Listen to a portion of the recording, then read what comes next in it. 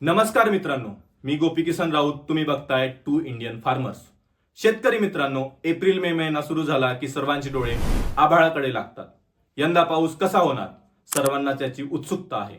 काही दिवसांपूर्वी स्कायमॅटने आपला अंदाज जाहीर केला होता आणि आता भारतीय हवामान विभागाने म्हणजेच IMD ने देखील 2026 मान्सूनचा आपला अधिकृत अंदाज जाहीर केला आहे. जेव्हा स्कायमॅट आणि IMD या दोन्ही महत्वाच्या संस्था एकाच प्रकारचे संकेत देतात, तेव्हा आपल्या शेतकऱ्यांनी त्याकडे लक्ष देणे खूप गरजेचे आहे. आजच्या व्हिडिओत आपण दोन्ही अंदाज एकत्र करून महाराष्ट्रातील पावसाचे चित्र कसे असेल आणि त्यावर आपली तयारी कशी असावी हे समजून घेणार आहोत. IMD आणि स्कायमेटचा संयुक्त इशारा. IMD ने वर्तवलेल्या अंदाजानुसार 2026 मध्ये मान्सून सरासरीपेक्षा बिलो नॉर्मल राहण्याची शक्यता आहे.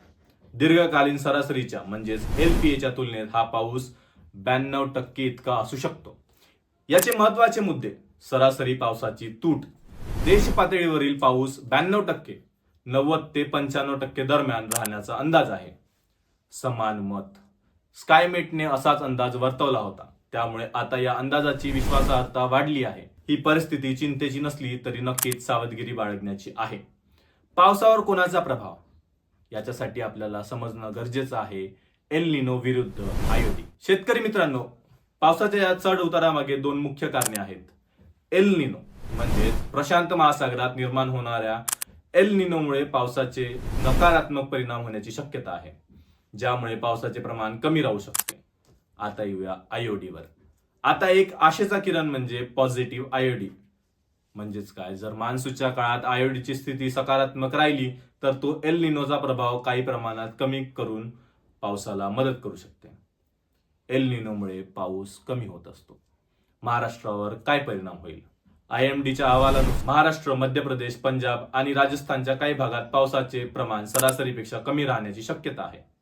आता सुरुवात कशी होणार? मान्सूनची सुरुवात जूनमध्ये समाधानकारक होऊ शकते, पण चिंतेची बाब काय आहे? जुलै ते सप्टेंबर या काळात पावसाचे प्रमाण कमी होऊन आणि पावसाचा लपंडाव वाढू शकतो. शेतकऱ्यांनी आता काय करावे? सर्वात महत्वाची गोष्ट म्हणजे नियोजन. मित्रांनो, निसर्गाच्या या लहरीपणामुळे आपल्याकडे काय उपाय आहेत? घाबरून न जाता आपण आपली तयारी आतापासूनच सुरू केली पाहिजे.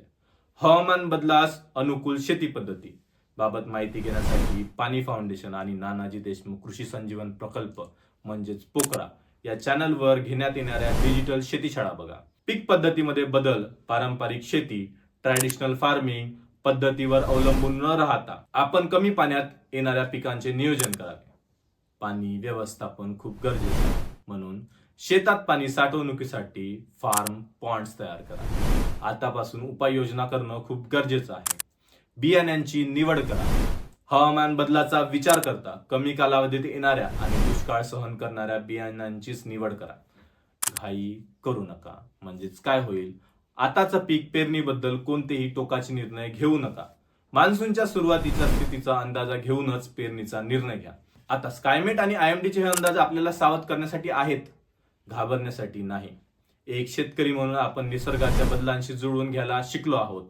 आता माझी तुम्हाला विनंती आहे, तुम्ही यावर्षी पिकांचे नियोजन केले आहे? तुम्ही कोणत्या वाणांची निवड करणार आहात हे आम्हाला कमेंटमध्ये नक्की सांगा. तुमच्या कमेंट्समुळे इतर शेतकऱ्यांनाही योग्य निर्णय घेण्यास मदत होईल. ही महत्वाची माहिती आपल्या सर्व शेतकरी मित्रांपर्यंत पोहोचवण्यासाठी व्हिडिओला लाईक करा, शेअर करा.